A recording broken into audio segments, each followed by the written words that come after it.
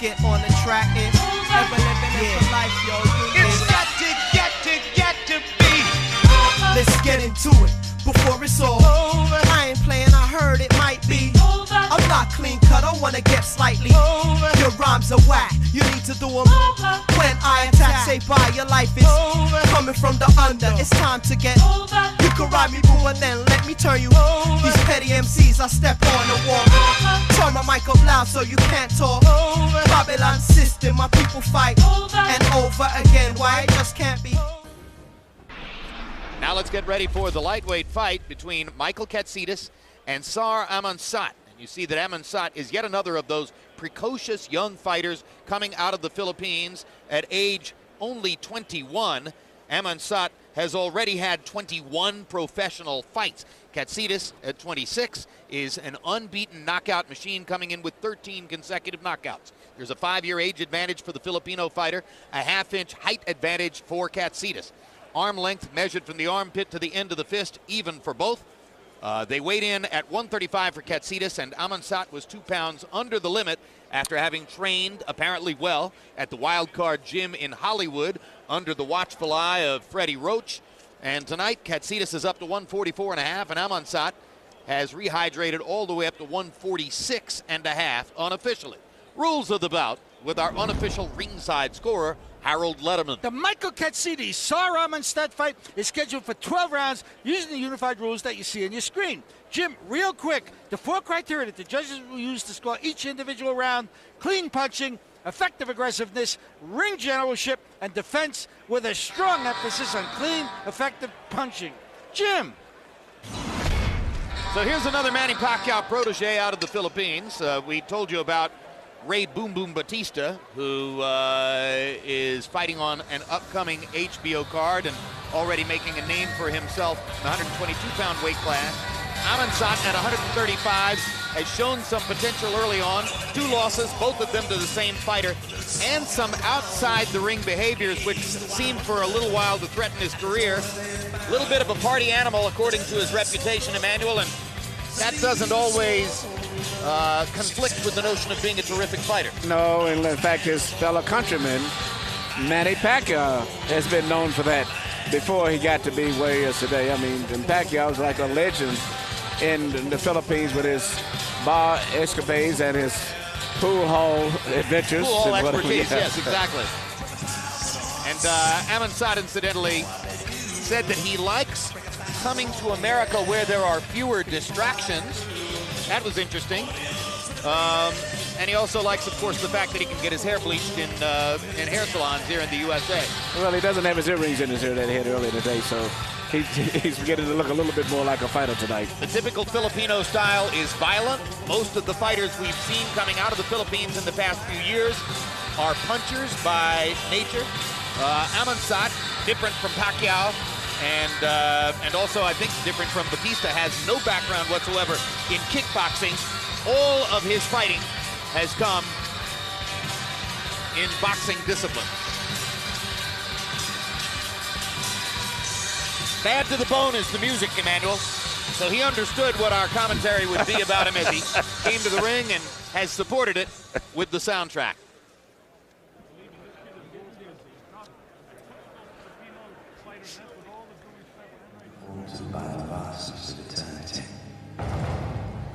And so we ask ourselves, now there's Michael Katsidis, and the tattoo is his Achilles warrior tattoo. His family hails from the town in Greece which originally produced Achilles. And Katsidis, who is a bit of a showman, enters the ring wearing that Spartan warrior son tattoo.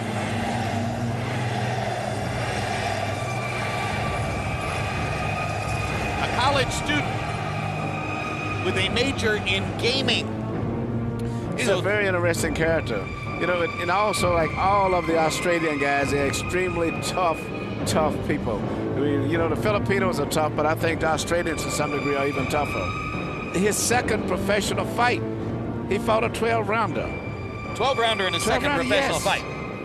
I don't know that we've ever seen that on anybody's record before. He has a brother And went to 12 rounds. It wasn't just scheduled. Yeah, exactly. Went the distance. He has a brother who's a jockey in Australia.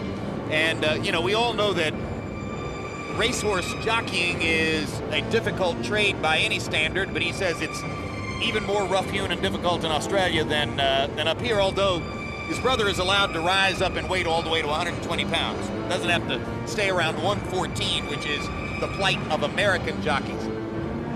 Katsidis is unbeaten, comes in with 13 straight KOs. His holy grail in the lightweight division for the moment would be a fight against the baby bull, Juan Diaz of Houston, Texas.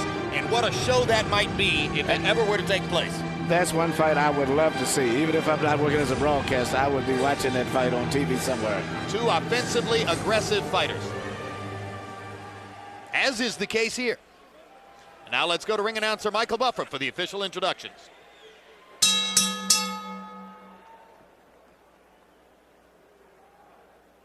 Ladies and gentlemen, from the Mandalay Bay, we go to the second bout of the evening on HBO pay-per-view, brought to you by Golden Boy Promotions, once again sponsored by Rockstar, party like a rock star, Cerveza Tecate, beer with an attitude, and Southwest Airlines, symbol of freedom. This contest is brought to you in association with Northeast Promotions. At ringside, the three judges scoring this bout on the 10-point system assigned by the Nevada State Athletic Commission: Ruben Garcia, Patricia Morse-Jarman, and C.J. Ross. And inside the ring, your referee in charge of the action, Jay Nady. And now, 12 rounds of boxing for the WBO interim lightweight title. Introducing first, fighting out of the blue corner, wearing black, official weight 133 pounds. His professional record, 18 victories, including 10 knockouts, with 2 defeats and 1 bout even. From Tagbilaran City, Bohol, Philippines, he is Czar Amonsot. And his opponent across the ring, fighting out of the red corner, wearing black with gold, official weight 135 pounds. A perfect professional record consisting of 22 bouts, 22 victories, including 20 knockouts.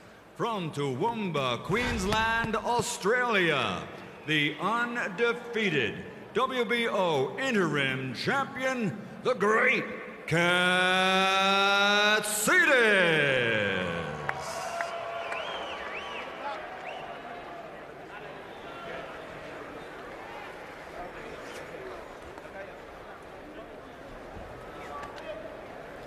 Do we have any questions? Obey my commands. Good luck. Let's touch gloves and go to work.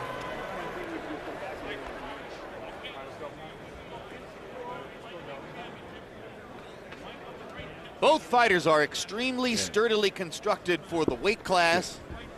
And when you get a look at their full frames, you'll see that both of them, Amonsot in particular, has puncher's legs. Very strong legs, thick calf muscles, the kind of basis of support that leads to big punching. In fact, all of the Filipino guys have large calves. It's a standard tradition, seems like. I guess maybe because of their background, most of them in kickboxing. Although Amonsot doesn't have that background. He's a southpaw, as you see. And incidentally, of course, Manny Pacquiao's a southpaw. But in Amonsot's case, he's a natural right-hander, and his best punch is his right hook. Remember, Pacquiao had to develop his right hook for a long time. He was very dependent on that great straight left hand. Katsidis has already been in one Fight of the Year candidate this year, and you see Katsidis going to work, punching hard with a straight right hand up the middle against Amonsot's southpaw stance. But earlier this year, Katsidis fought against Robin Earl of Great Britain, a fight in England in which in 5 rounds he threw more than 400 punches and landed more than half of them. You can see right away, Katsidis likes to get right close to you where you can't have any time to even pick his punches out or avoid them. He gets where he shoots his punches after he's about 12 inches away. Talk about a puncher's mentality. Every punch Katsidis throws is intended to knock you out. Now Amonsot starts leading with his straight left to counter the fact that Katsidis is unloading the straight right hand up the middle of his stance against him. There's another bomb from Katsidis, momentarily drives Amonsot back. See, Katsidis likes to punch you and push you with his left shoulder.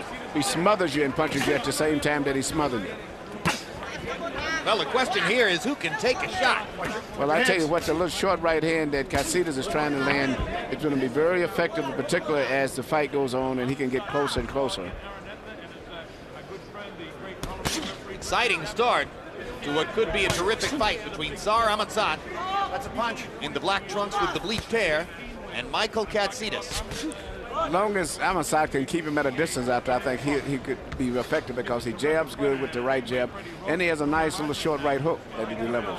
The only time that Katsidis is effective is when he gets very close and starts smothering him. Again, Amonsot fighting southpaw is a natural right-hander. His best punches are with the front hand, that hook and the jab, as Emmanuel Stewart was describing to you.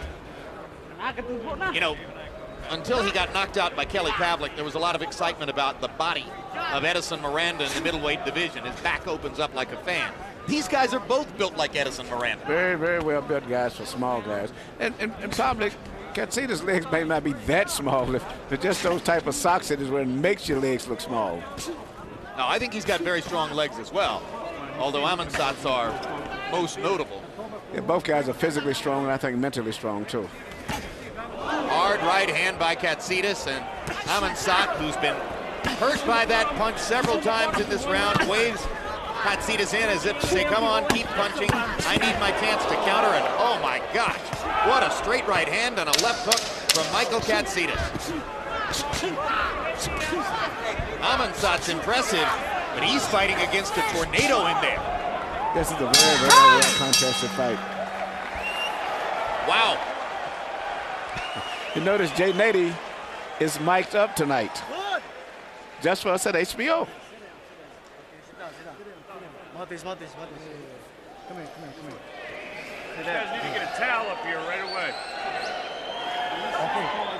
Get a towel up here, man. Awas, Sarah. Ayaw. Dua.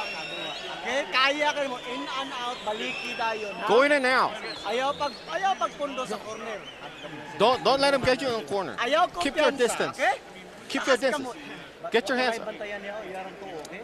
Yan tuo ba? Now listen, mate, you sit that one down around the side, back over the top, shift your head down, you're doing it wonderful. It's excellent. Okay, cool. Hobby Box numbers from round one. Czar Amonsot had a terrific looking round. He landed 15 out of 45 power shots. Go. Nick Katsidis of Australia was 24 of 41. And those are bombs he's throwing. What makes this fight good, both guys have a lot of skill, but as soon as one guy has an advantage, the other guy comes storming right back trying to get the lead again, and it's going to be like that throughout the whole fight. Yeah, and you saw the way they stood and sort of posed off against each other at the end of the first round. Both of them seeming to want to make the point, hey, I'll be here for a while. Don't get too excited. Oh, yeah, both guys seem to have a little street attitude, anyway, too, which makes for a good fight. Amonsot has made enough of a point with his right hook and straight left hand that now Katsidis is circling and looking for a little more space to fire his shots. An interesting momentary change for Katsidis, who either has decided to fight at a slower, more cautious pace or has gained respect for Amonsot's punching power. I think that Katsidis right now is having a lot of respect for Amonsot, because I don't think he's fought anybody on that level that he's fighting tonight with Amonsot. On the other hand, Katsidis landed one right hand and immediately jumped forward for the chance to land two more. And also, I like Amonsot is landing one punch that I love from southpaws, which is a right uppercut. And there's blood flowing from the right nostril now of Michael Katsidis. And what a right hand. Oh my gosh. Amonsot leaned into it and Katsidis targeted him perfectly. Pinpoint right hand, right on the chin as he was coming in. Are you okay? Yeah. Box. Katsidis races across the ring and jumps into position to fire another right hand. Amonsot at the last second saw it coming.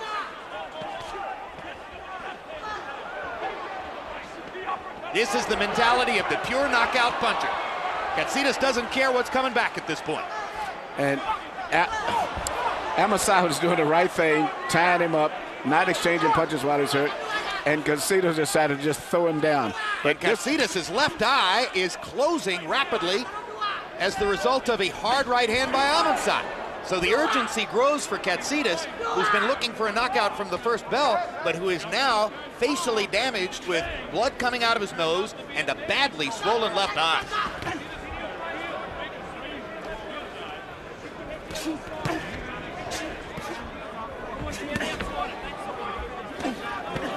Uppercuts now from Katsidis. Trying to set up another big right upstairs by firing his right hand up and under. Even though both of these guys are skillful, you still seem to have the atmosphere of two street guys fighting that have skill. Box. Indication would seem to be that the damage to Katsidis' left eye was done by a punch and not by a butt. Both fighters landing very hard shots in the first couple of rounds, and Katsidis knocks Amonsot down in the second.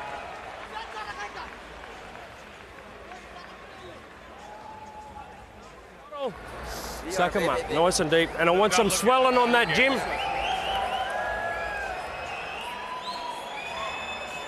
This is very interesting. It's not any one particular cut, but there's so much damage around the eye area, continually, mainly, I think, from the right jab and the right hook of Amonsot. So in between the big explosions, Amonsot is steadily working that right jab all the time, right hook, right uppercut. No big punch, but steady. I need to get this boy to work away a bit, Mick, for me, okay? And I want that to defend.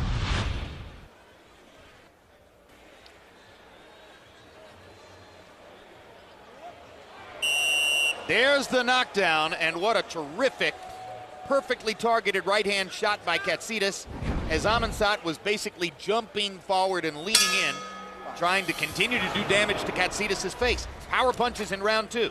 Amonsot 9 out of 32, but you saw the damage that he did. Katsidis 29 out of 48. 29 out of 48. That means in 2 rounds, Katsidis has landed 53 of 89 power punches. As accurate as anybody we've ever seen. But one of the things that still is very important in this fight is the consistency of Amonsot. He's always in between, steadily doing something. Even if it's not as explosive as Katsidis, he's doing something all the time.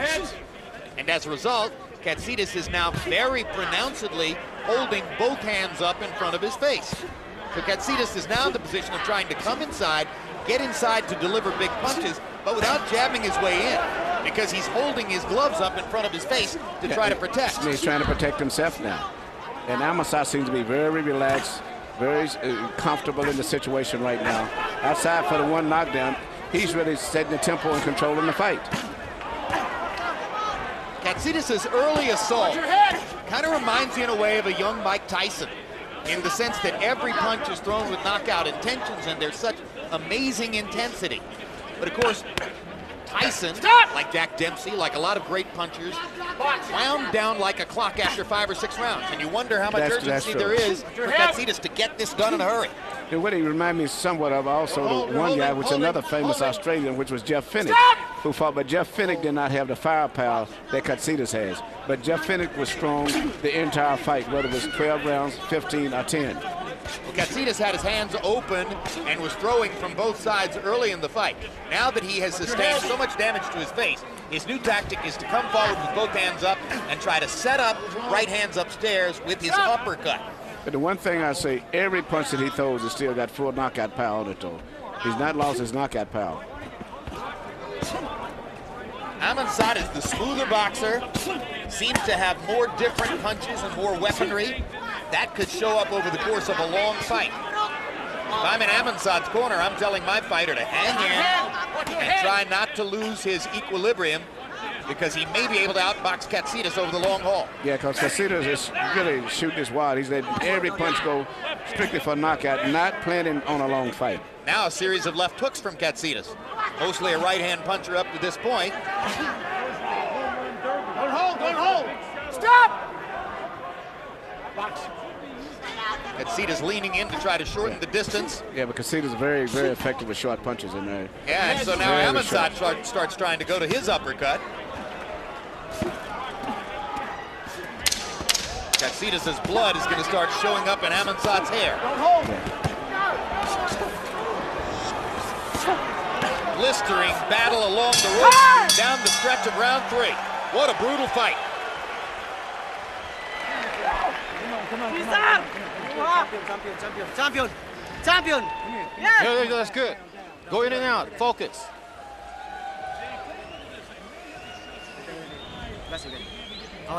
Get the water. Okay.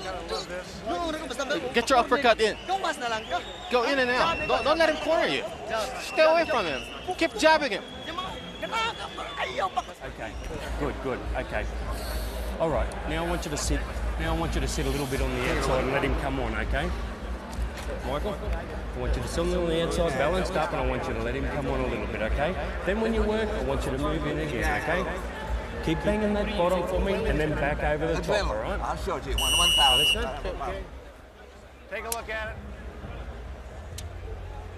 CompuBox numbers in the third round. Katsidis 25 out of 50 in power punches. He continues to land half or more of his power punches in every round. That time, Amonsot 26 out of 52.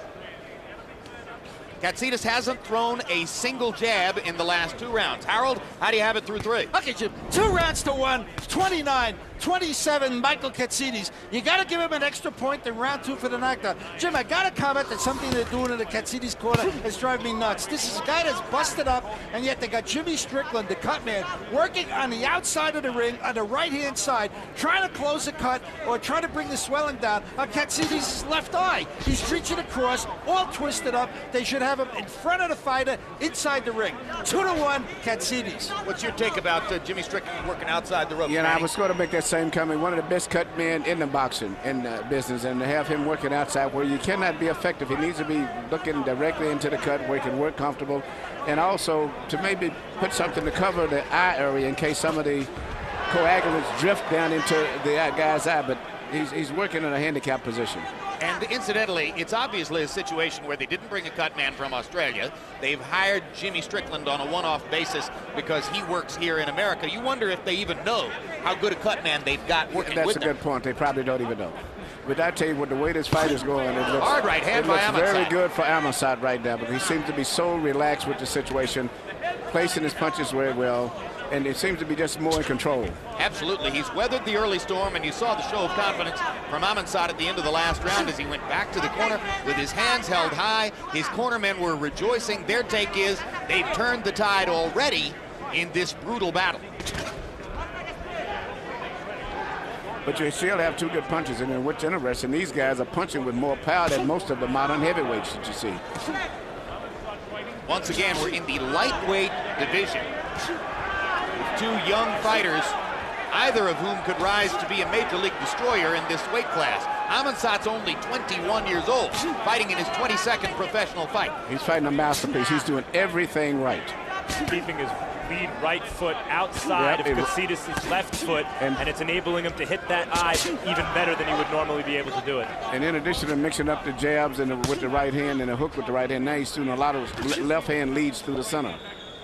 And Katsidis' confidence has clearly receded a little bit as he has to change his style somewhat. Fight with his hands up more to try to protect his face, changing his punch selection a little bit, looking for more answers for how to keep doing damage to Amonsot without getting damaged himself. And Amonsot just getting more and more comfortable with the flow of the fight and his clearly superior boxing skill. Yeah, he's doing a variety of different things now.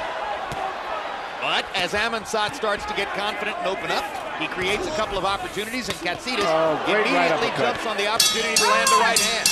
Amonsot with a huge uppercut down the stretch of the round. Katsidis has a good chin, that's for sure. Both guys.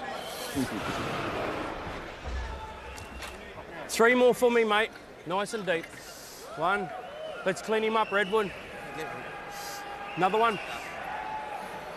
And 1 more. That's good. Still clear? Still clear? Okay. Okay. Let's get right outside that foot, mate. Let's get the steerer up, okay, for that right hook. Outside the foot, and I want you to start moving up a little bit more with the right hand. You can start to double it up for me, okay? Here you see, starting in round 2, no particular one punch, but just a variety of different punches that's coming from Amonsot. And as a result of that, that's why you see all of the facial damage has been did. Just continually just landing punches, particularly a lot of the right-hand punches. Jabs, right hooks, right uppercuts, left-hand leads, right jabs. Unless you need any further evidence that the tide has completely turned In the first minute 35 of round 4, by CompuBox count, Katsidis didn't throw a punch. He wound up 6 for 19 in the entire round. Amonsot had a very smooth round, landing 15 out of 53 punches. So for the moment, it's Czar Amonsot who has gained command of this fight, though he was down in the second round and rocked by a series of right hands from Michael Katsidis early on. He has damaged Katsidis' face, he has compromised Katsidis' vision out of the left eye, and he has gained tactical control of the fight. And right now, Katsidis cannot deal with the situation. He doesn't know what's going to happen, where it's going to happen, when it's going to happen, and he just totally confused right now. Well, that's the puncher's mentality. I mean, I've seen it so many times in 20 years of calling fights, Emmanuel. Punchers, quite often, don't have plan B because they are so confident in their ability to destroy the opponent with big shots. I agree with you, Jim, and this is a perfect example right here. He's also cut fighting a good fighter, a southpaw, on top of that. The thing about Katsidis is he has fight-changing power in both fists and the toughness to hang in there and throw those punches with bad intentions in the face of adversity. That's what we've seen so far. Yeah, that's a good thing. That both guys, as I said earlier, they both are punching with a lot of authority, especially for small fighters. But Katsidis can turn the fight around still with one punch because he still is punching with a lot of power. I don't believe he has the same explosiveness he had in the first 2 rounds. I think that he is tentative enough now in the face of the damage that Amonsot has done that he's not setting his feet and firing with quite as much shocking power as was the case early on. Jim, I honestly don't see that. I think that there's some wear and tear there. Obviously, it's been a tough fight. But I think, like right there, Katsidis is throwing with everything he's got when he's throwing. Well, those 2 right hands certainly supported your point, Max. But up until then, you're right, he was more plodding with his punches. But what he's got may not have been what he had a couple rounds ago. Stop! Put your head.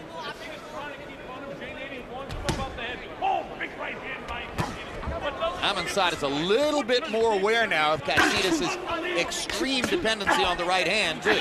But this is a good round for Katsidis. Katsidis has reestablished himself as a force in the fight in this round, after clearly being a little bit lost at sea in round 4. Warning on your holding.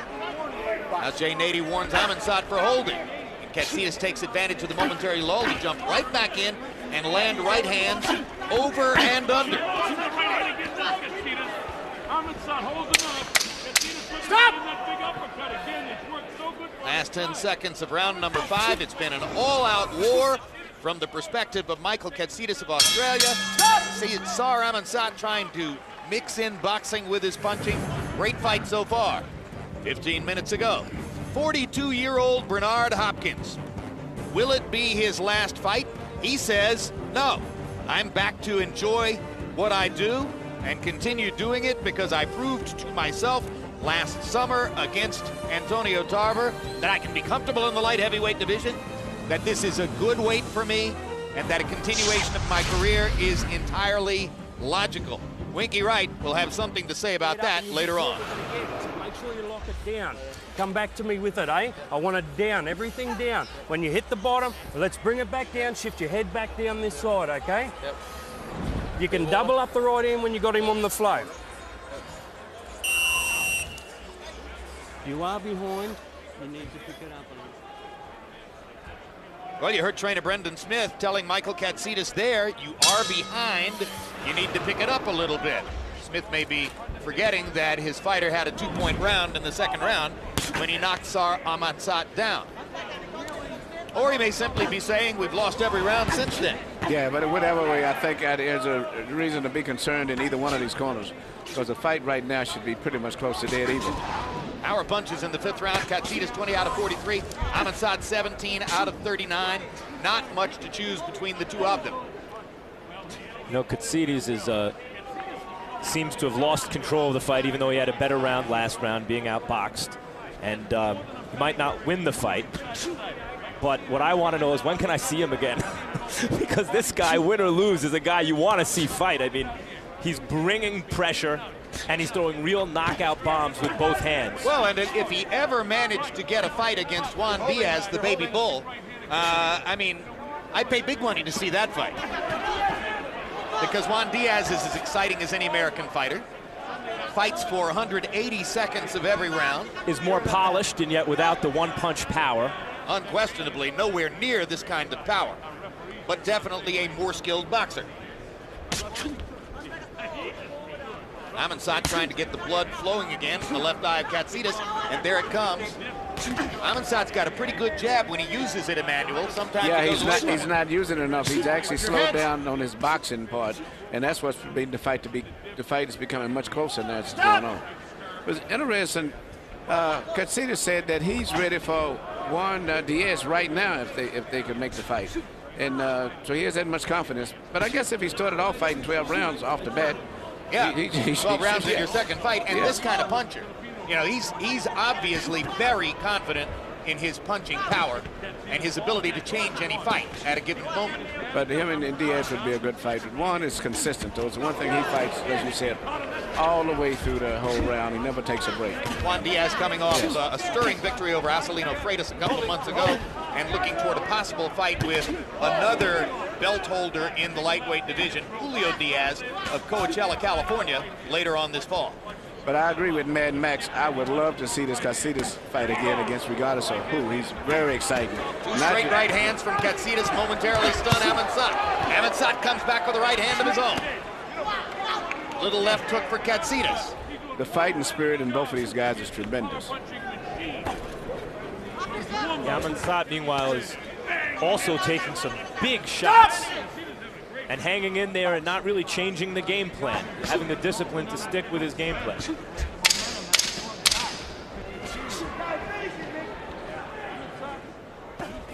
Katsidis is fighting much closer, and that's making a big difference.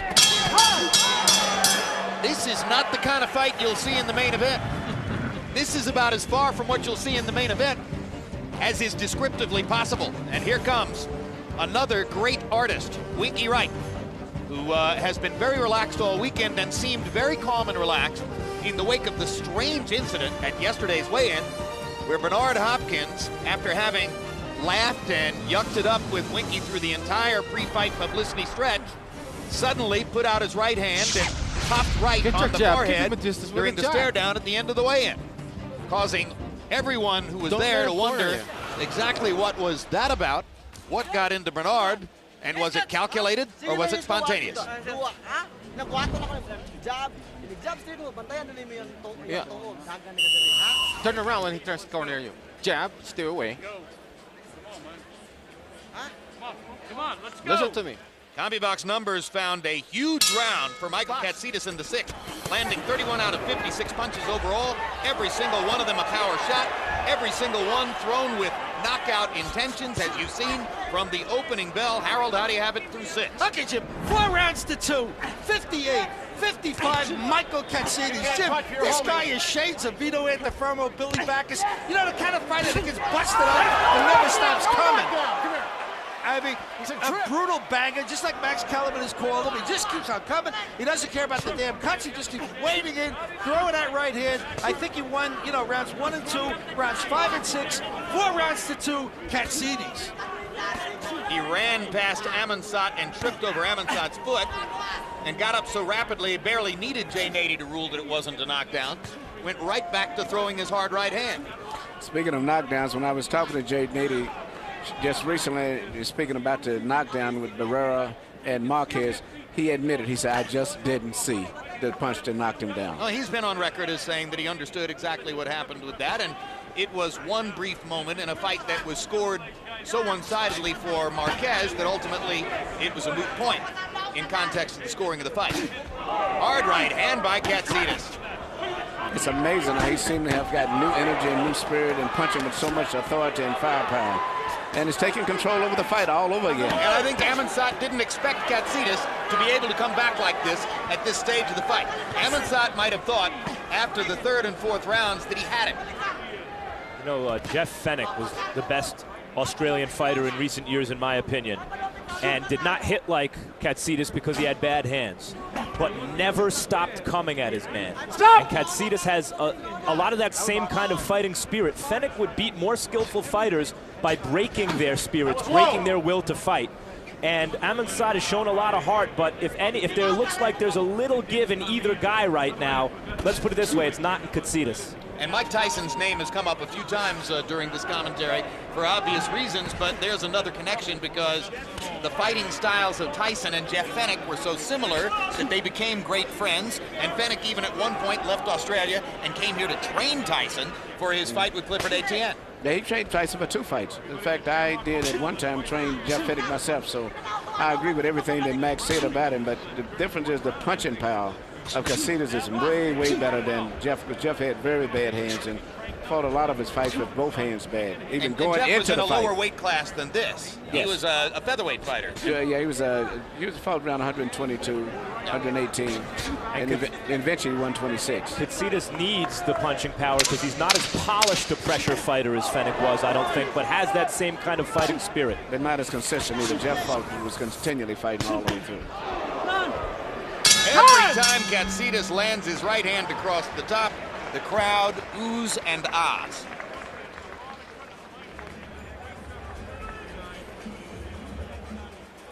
Hey, he's seeing well out of that, eh? Breathe him in again. Wait. Okay. Hey, mate, you're settling out there nice there. You're finding it lovely. Your timing's getting very good. Excellent. You're coming into your own there, and I'm going to let you just come into your own, okay? You're coming into it nicely. You got your thinking cap on. I want you to just come into your own. You're going well, eh?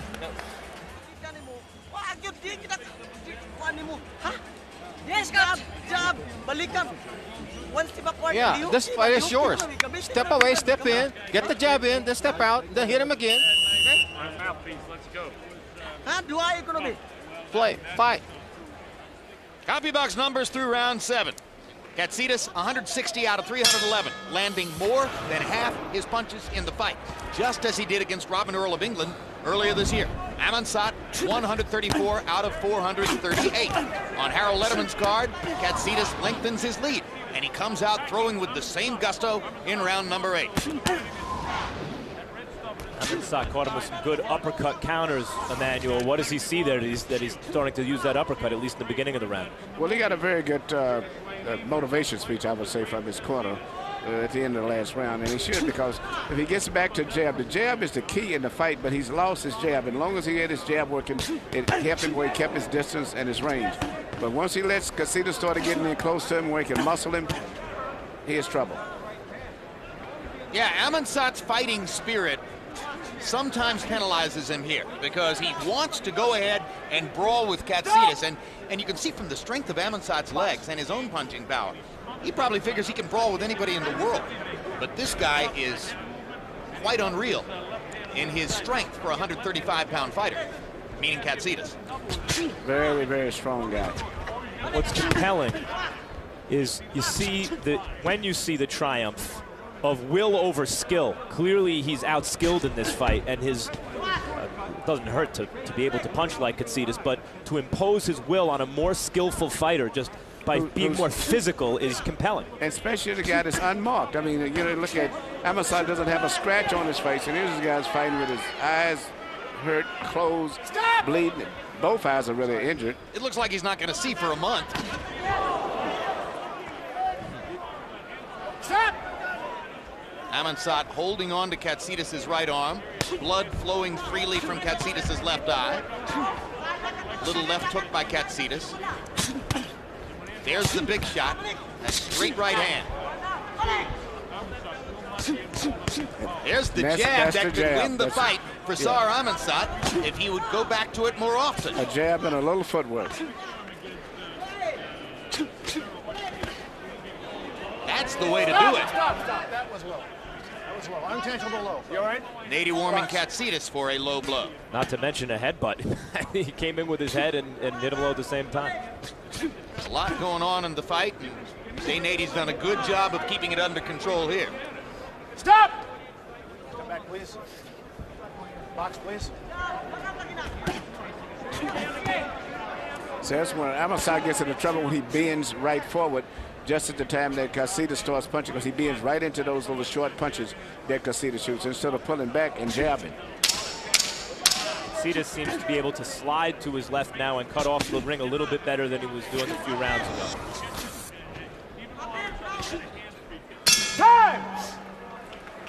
This may have been a round for Amonsot, and the difference was he jabbed more this round. Well, when you saw Winky Wright entering the arena, I made a reference to what went on in the weigh-in yesterday between Wright and Hopkins. And you could see the smiles and the laughter as the two fighters took turns stepping on the scale to weigh in, both of them at exactly 170 pounds, the weight limit for the fight. No indication here that anything unusual was about to happen. Hopkins was quite congenial in his meeting with us yesterday morning, seemingly in a good mood, warm and relaxed. Then they stood behind the scale, got ready for the face-off, the talking began, and all of a sudden, in a moment, boom. Hopkins put his hand on Winky Wright's forehead and pushed him back, and a scuffle broke out between the two camps. The two fighters were separated. No meaningful punches were landed by anybody on the dais, but certainly there was danger with that many people up on the podium ready for the weigh-in ceremony. And of Hopkins' proposed $3 million purse for the fight, 10%, $300,000 is now going to be held in abeyance, awaiting a hearing Monday with the Nevada State Athletic Commission, where they'll determine exactly what penalty should be levied against Bernard Hopkins for what went on yesterday. We'll talk more about that small spat and its potential implications for the fight between Hopkins and Wright. Meanwhile, the violence continues here. Jabs through 8 rounds. Katsidis has landed 2 of 13. That's right, 2 of 13 jabs in 8 rounds. Amonsot 42 out of 210. Blood flowing freely from both of Katsidis' eyes, and he's grinning. But he can't get into the fight. He's grinning, but right now, as long as Amonsot keeps boxing him and moving, he cannot get back into his groove yet. The distance that Amonsot is fighting now is perfect for Amonsot, terrible for Katsidis. Stop, stop, stop, stop, stop. That was a headbutt. You okay? Headbutt. All right? Yeah, he's a headbutt, mate. Hold still. Straight to the cut. Time!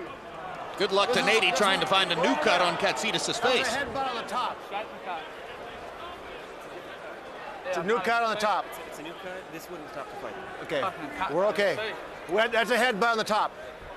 Time in. So there is a new cut on Katsidis' face. As if he needed that.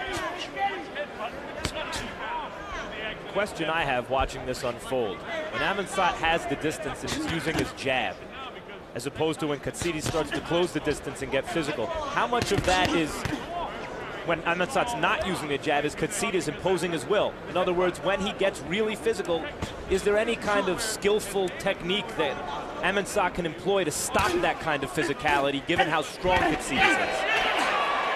Yes, but I don't know if he do it. When you do that with your jab, you throw a punch when the guy's coming, you kind of move him off to the side at the same time that you punch. Henry Maskey was good at that. You hit the guy and push him off in a different direction in addition to it. Katsidis may well be ahead on the scorecards, Emmanuel, as he is on Harold Letterman's scorecard. But how much urgency is there for him, in your view, to go ahead and get the knockout, given that this fight could be stopped at any moment? Absolutely, Jim. That's what I'm very much concerned about. The doctor may stop this, and especially they actually cuts were mostly inflicted by blows, legal blows, too, so it wouldn't be any accidental injury type where you went to scorecards. We saw Arturo Gati's ostensibly his last big-time fight, and he got to be as popular a fighter as he was because of circumstances like this. Fights that could have been stopped with swollen eyes and cuts, and he came through with dramatic knockouts. Katsidis seems to feel as though he needs the knockout, and he's certainly still going for it with every right-hand punch. Lands another huge shot there, and a big one there. And the crowd begins to respond, but there are only 15 seconds left in the round. And a frustrated Katsidis tries to throw Amonsot into position where he can land another one. That's extraordinary urgency on the part of Katsidis. Because at what point is it the doctor's professional responsibility to protect Katsidis' vision rather than his potential victory here? This is very bad. Composure now. This is what champions do right here, right now. I want you to breathe for me. Ref, can I talk to you for a minute? What? If this gets stopped by the doctor now, Depends on does which it go one to you score? stop for. Only one of those is a headbutt. That's the one on the top. That was the first. Is that the one that's stopping it? No, there's nothing getting stopped yet. I want you just to breathe. I need some water for him, fellas. Okay. Breathe them in. Breathe them in. Okay, I'm going to give you a drink. Yeah, I'm going to give him a sip. Even though Katsidis is cut and it looks like he may get stopped, he's still punching with so much authority, in particular when he can get in close. And Amonsot doesn't have the time or the distance to see the right hands coming in. Two great right hands right here. Bang. Power punches in 9. Katsidis 25 out of 51. Amonsot 13 out of 26. The doctor gives Katsidis another round to fight. 10th of a scheduled 12. Harold, how do you have it through 9? Okay, Jim. 87. 83, 6 rounds to 3, Michael Katsidis. Jim, this is a weird situation. If they stop the fight because of the cut over Michael Katsidis' eye, which was caused by a headbutt, you go to the scorecards and you score a partial round if it's stopped in the middle of the round. If they stop the cut on anything else, the cut under the right eye, the cut under the left eye, Czar Amonsot wins by a technical knockout. That's about as strange as you can get. 6-3, Katsidis. What a chin Amonsot has shown, taking shot after shot after shot from Katsidis. What a powerful desire to finish it right now. Katsidis is demonstrating as he lets his hands go and gets the knockdown. 3, 4, 5, Amonsot looking at his corner, but his job is clear. Stay on his feet and keep fighting. No one punch, just overwhelming with just so much determination and strength. And Katsidis runs back and lands another right-hand shot. This is the birth of a special fighter here in Michael Katsidis that you're watching. Unbelievable timing, and Arturo Gatti retired a week ago, and now here he comes again in the 135-pound weight class. This is exactly the way Gatti looked the night that he knocked out Wilson Rodriguez in Madison Square Garden when the legend really was launched. And you know, Jay Nady is doing a great job tonight. He's given both guys an opportunity where he could have stopped the fight both in either direction at one point, but he's not. And it's difficult because one guy's cut up so bad and still the other guy is in trouble. And Katsidis is punched out right now and somehow mustering the strength to continue to move his hands. Stop! You can't hold.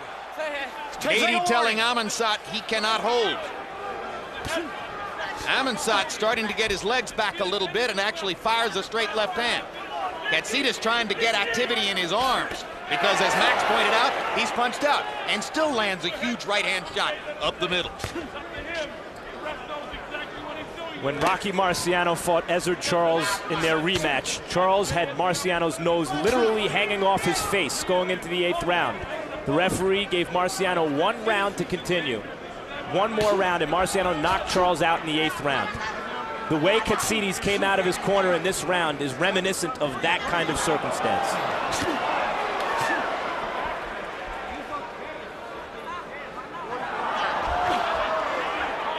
Stop!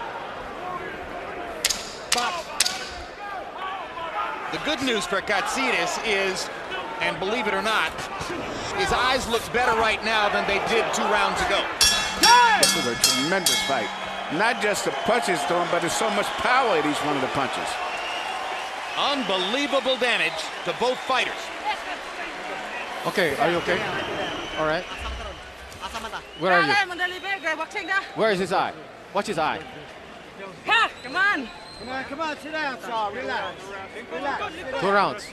Relax. Who's got the water bottle? Thanks. Okay, you ready for a sip? Suck that. Don't worry about water. Listen, mate. Yeah? You're a mile in front, and you're doing a good job. Here you see Katsidis coming in with just a barrage of punches. No one punch. He just, trying to force a knockout. Even though the opportunity wasn't there for a clean punch.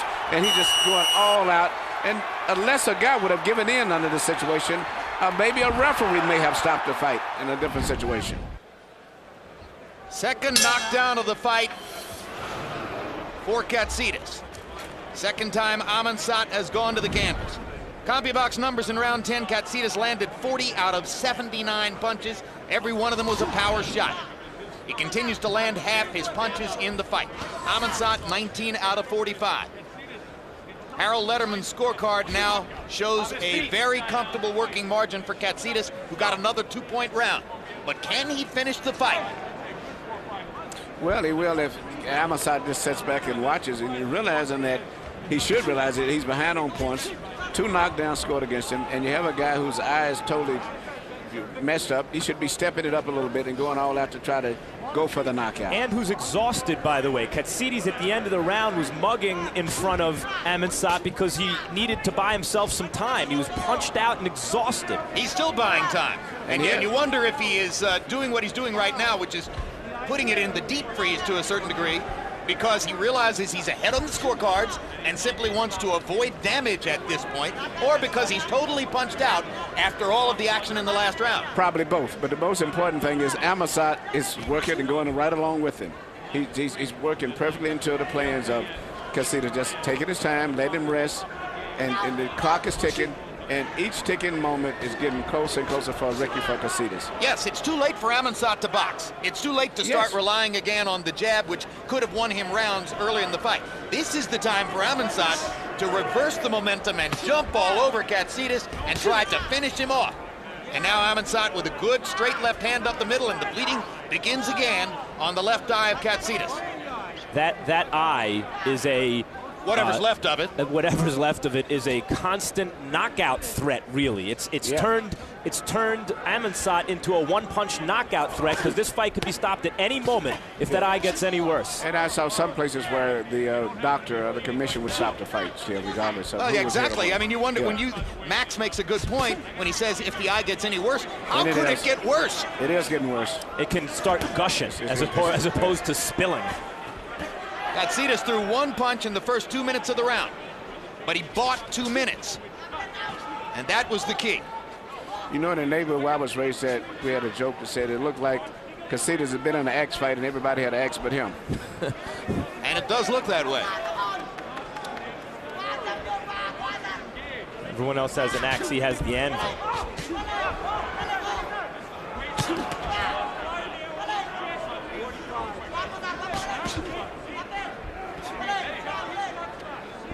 If the doctor and the referee will allow Michael Katsidis to fight one more round, he is poised to pull off one of the most dramatic victories you could possibly see. Boxing history.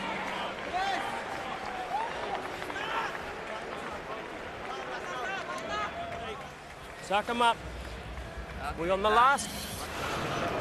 Breathe them in nice and deep. Last round, Redwood. Feeling? Got it in you? Hey? You've done a good job, mate. You've done a good job. Nothing silly in your home and no, okay? But there's a safety zone there. You're in a safety round. He's going to come out firing. Expect the biggest rush you've had for a long time, okay? All right? I want everything nice and tidy. And don't blow yourself in the first half of the round for me, okay?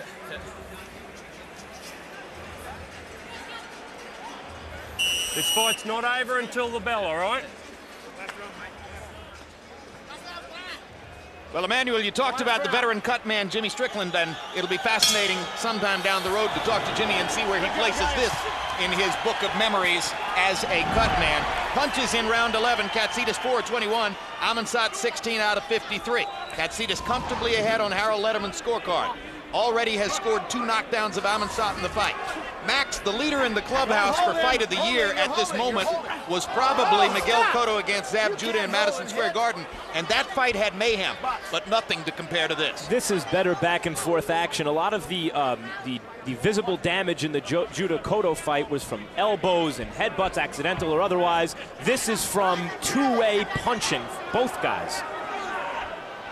Katsidis is still effectively buying time, and Amonsot is not jumping on him when he should be. No, Amonsot is cooperating 100%. And now Katsidis rushes forward as if he's going to throw a punch, and Amonsot backs off a little bit. And again, Katsidis buys time. And maybe 2 minutes to go. Amonsot may have still a little fear and respect of the punching power of Katsidis himself, where maybe he is not too anxious to get in there neither.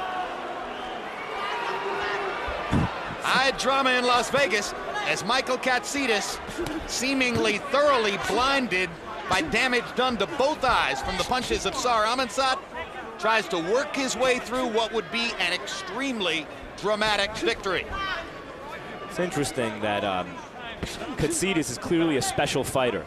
The question as to quite how special may have been answered had there been a little bit more of a sense in the last couple rounds that the fight would indeed be stopped on a cut. Because when that question came up in the 8th or 9th round, Katsidis came out like a house on fire.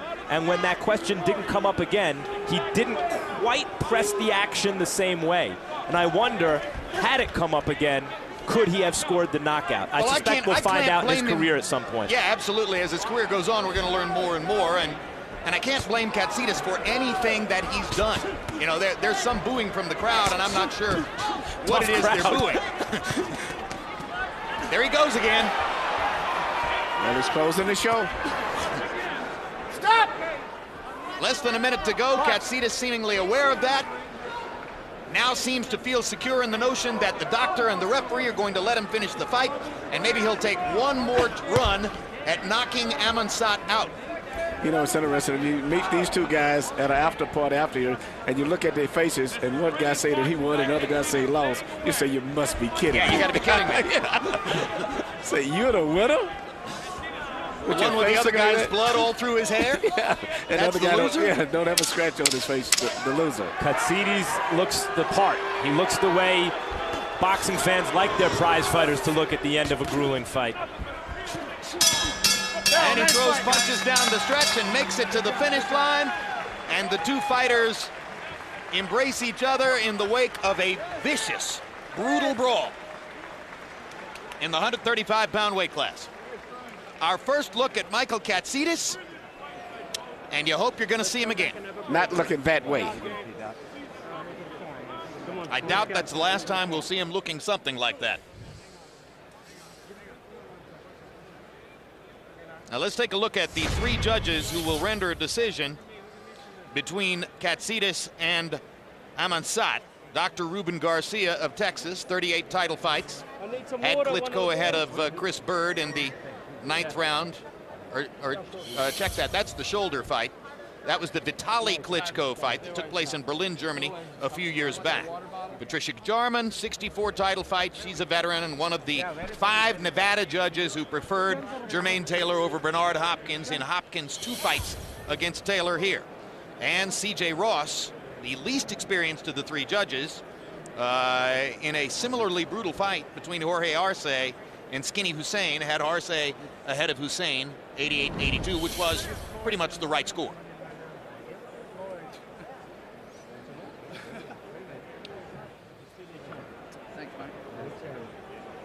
Doctors have grouped in the ring, looking at Katsidis and discussing what happened here, and I don't know if I've ever seen doctors dissecting something like this in exactly the same way before. There's a look at Harold Letterman's scorecard, which had Michael Katsidis winning, 115-111. Michael Buffer's ready. Let's see who won the fight.